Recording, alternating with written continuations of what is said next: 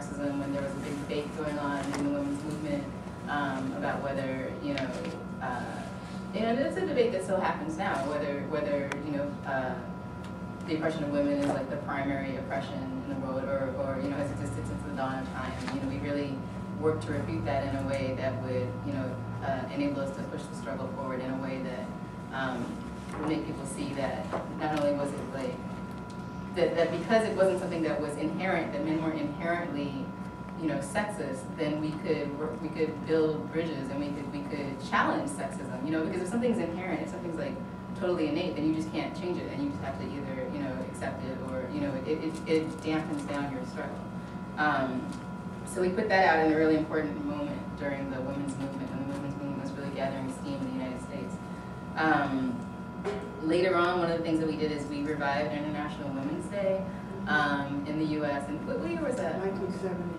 In 1970, the Women's Caucus of the party decided to revive what was an international day for women, and we marched to the Women's House of Detention in New York, which was this huge, symbolic movement, and the women could see us, marching with our banners and showing solidarity with them, because when we talk about any oppression, we always want to talk or put most focus on the people that are like most oppressed, people that are doubly oppressed, oppressed by race, oppressed by the fact that they're women, oppressed by being in prison. So we made it a point to go to the Women's House of Detention, to call attention to that struggle.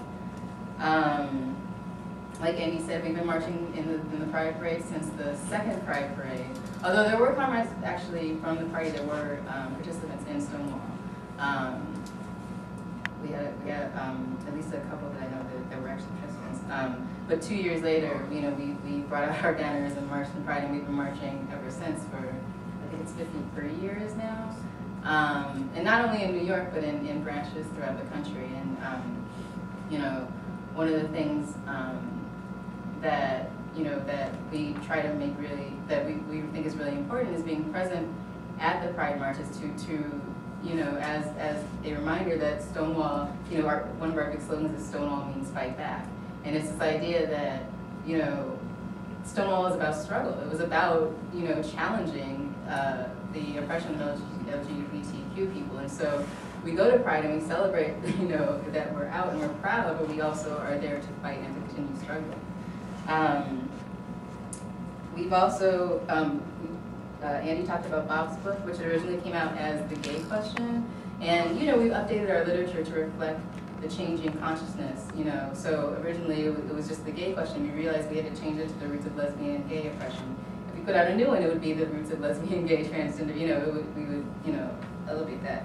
And, but again, that came out, when Stonewall happened and what was happening with a lot of political parties, with a lot of communist parties in the U.S. is that they considered lesbians and gay, they considered homosexuality to be quote unquote bourgeois decadence. So they considered it as something that came from capitalism and that was a distortion of the natural way, quote unquote natural way of being. And so we immediately, said no, that's not correct, and you have to stand in solidarity with, LGBT folks, and many of us in the movement are LGBT folks. So, we brought out a theoretical analysis to challenge that.